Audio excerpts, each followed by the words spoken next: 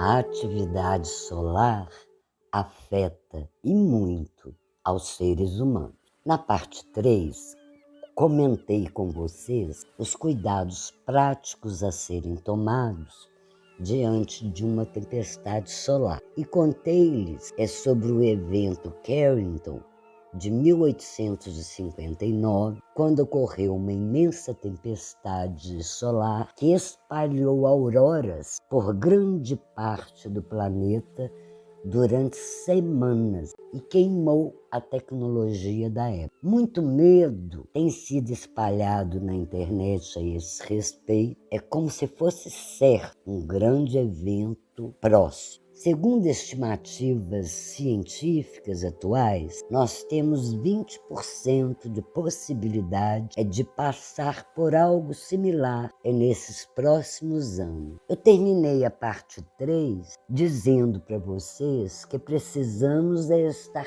preparados e não preocupados. As intensas energias de densidades mais sutis, inclusive espirituais, que estão chegando na Terra, nos dizem que se algo assim ocorrer, vamos nos reinventar. É possivelmente ainda melhor do que o fizemos na pandemia. O ser humano tem grande poder criativo e sabe usá-lo quando necessário.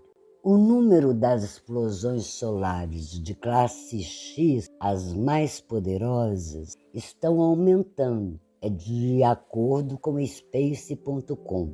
E, de acordo com o físico solar Alex James, o pico desse ciclo solar vai chegar antes e mais alto do que o esperado. Como os especialistas do clima especial estão esperando esse grande aumento de atividade solar para 2024 e 2025, eu quero nessa parte 4 falar sobre as influências do Sol nos seres humanos e na parte 5 e como podemos nos adaptar e nos preparar. Esse assunto sobre a correlação de eventos cósmicos, terrestres e humanos tão abordados pela sabedoria antiga e por tantas tribos nativas, causa arrepios a muitos cientistas que torcem seus narizes para qualquer coisa que possa validar a astrologia. Mas as coisas mudam, minha gente, e estão mudando, como veremos à frente. Nesta série das grandes transformações, o aspecto que considero mais importante e que falei muito na parte 1 e 2 são os ciclos. O Sol também tem o seu ciclo de 11 anos. É quando ele inverte os seus polos magnéticos. Os estudos científicos desse ciclo, desde o início do século até a atualidade, estão confirmando essa correlação. Na parte 1 das grandes transformações planetárias e cósmicas, eu lhes disse que o professor Raymond Wheeler, da Universidade de Kansas, chegou nesses tempos às mesmas conclusões que o cientista russo Alexander Senzikin. Wheeler comparou seus resultados com a história humana e encontrou um padrão que poderia remontar 2.500 anos e concluiu que as tempestades solares estão diretamente relacionadas com os conflitos humanos, com o aumento da violência e guerras. Muitos estudos recentes têm feito essa mesma correlação, incluindo as revoltas sociais. Ocorrem mudanças no estado de ânimo e nos padrões comportamentais. Isso ocorre porque durante os mínimos e máximos solares, os campos geomagnéticos começam a se intensificar e interagem mais intensamente com o campo humano, o que promove mudanças hormonais e atividades modificadas das ondas cerebrais. Mais recentemente, outros pesquisadores têm visto um aumento significativo de crises epilépticas e ataques cardíacos, bem como de pandemias. Alguns estudos recentes estão remontando às diversas pandemias ocorridas no mundo até 1000 anos atrás e encontraram o mesmo padrão. Inclusive, a Covid foi no mínimo solar. Fiquei muito feliz de encontrar um vídeo onde um neurocientista renomado falou da influência do Sol no comportamento humano. Enfim, era um podcast do Flow. O link está na descrição. Mas tinha a presença de 2 cientistas, o Sacani e o Nicodelis. Eu gosto muito de astronomia e sempre que posso vejo algum vídeo do Sacani. Adoro neurociência e quando posso estudo um pouco. E Nicodelis é um neurocientista importante, influente e respeitado. Os 2 juntos eu tinha que ver. E encontrei, para meu espanto e alegria, uma parte em que Nicodelis falava exatamente sobre esse assunto. E foi interessante porque Sacani é ultra-racional, ateu convicto, aquele tipo de cientista bem na caixa, apesar de muito inteligente e muito bem intencionado. A princípio, ele quis tirar toda a importância da fala de Nicodelis, mas foi ficando caladinho pela sabedoria e conhecimentos dos fatos do neurocientista. Lembrei-me que num vídeo sobre a Lua que eu assisti, dele teve uma pergunta sobre se a Lua não influenciaria os seres humanos. Ele achou tão ridícula a pergunta que nem respondeu. Fez, será que conseguiu agora sair um pouco da caixa? Nicoleles cita os estudos do grande neurocientista. Parece até assunto proibido. Isso não é ensinado em lugar algum na academia. É conhecimento mais restrito. Nicodelis disse, quando perguntado, não é astrologia. É uma correlação estabelecida com o número de manchas e explosões solares e com os mínimos e máximos do ciclo de atividade solar de 11 anos. Mas o que é a astrologia, se não o estudo da correlação entre os seres humanos e as influências eletromagnéticas do sistema solar? Nessa entrevista, Nicolelis afirma que tem uma enorme literatura ligando neurociência e a astronomia. Ele diz que essas ideias foram propostas por um dos maiores neurocientistas, Theodore Bullock, 1915-2005, o qual foi muito influente e respeitado, sendo um dos fundadores da neuroetologia, que é o estudo do comportamento animal.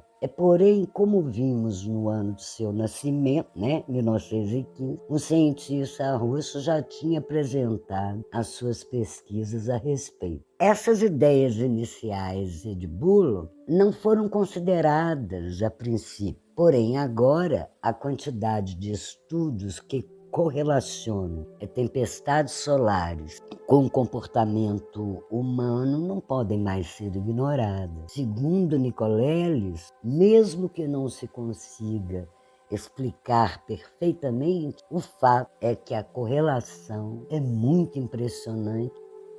A conexão não é tão louca como a gente possa imaginar. Por quê? Sei lá, uma explosão solar altera o comportamento humano. Tem uma literatura enorme disso. Apareceu o estudo, só que ninguém deu muita bola, cara. Será que levam a sério esse tipo de coisa? Porque não é meio que levar, no mínimo... O número de as pandemias ocorrem nesses extremos, tá? As pandemias da história da humanidade ocorrem nesses extremos. Porque existe uma batalha. Não, porque a chance da gente desaparecer é gigantesca. Interessante é que o meu livro de ficção científica liga astronomia com neurociência. E a conexão não é tão absurda, tá? A conexão não é tão louca como a gente possa imaginar. Por quê? Os fenômenos geofísicos da Terra influenciaram o tipo de cérebro que nós temos.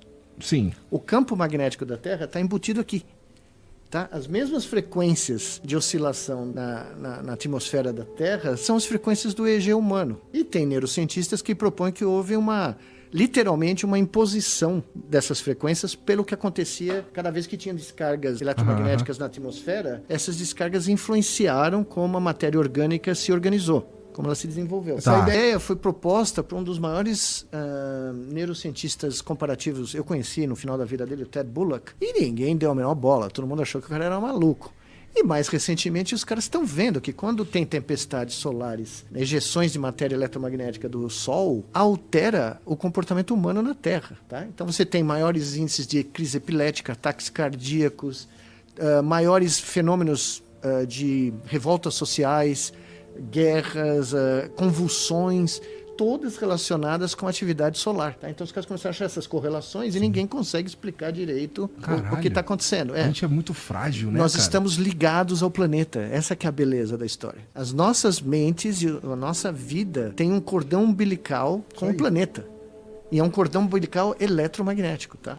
Minha gente, tenho sim um forte pé na ciência, porque fiz pesquisas e observei fenômenos toda a minha vida. E por isso, o que mais me deu alegria aqui foi o fato de ver corroborado por um cientista da academia o que venho dizendo há décadas para meus alunos e em meus livros, sintonizada com a observação clínica e com as intuições da guiança interna. O que acontece com a Terra acontece com cada um de nós, porque somos o mesmo corpo. O nosso corpo eletromagnético faz parte do campo eletromagnético de Gaia e do sistema solar. E tudo está interconectado numa imensa rede. E Nicoleles disse, a nossa mente, a nossa vida tem um cordão umbilical eletromagnético com o planeta. Achei ótimo. É como eu disse na parte 1, a Terra possui o seu próprio campo, a magnetosfera. Nela, todos os seres evoluem em suas vidas. Se a magnetosfera se transforma, todos os seres vivos são afetados.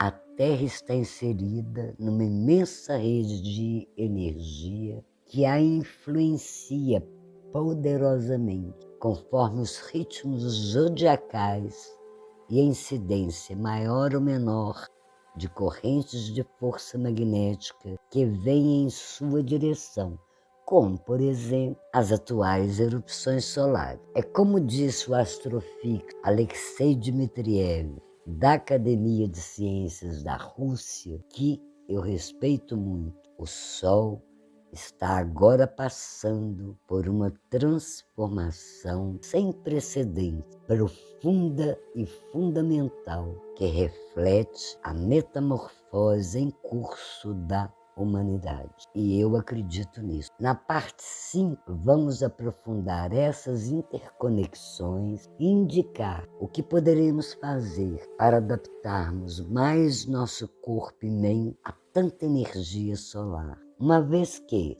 tudo dito acima é o que podemos esperar em um planeta que está alcançando o pico solar, inserido num contexto de grandes transformações geológicas. Um grande abraço para todos vocês e muita luz e lucidez.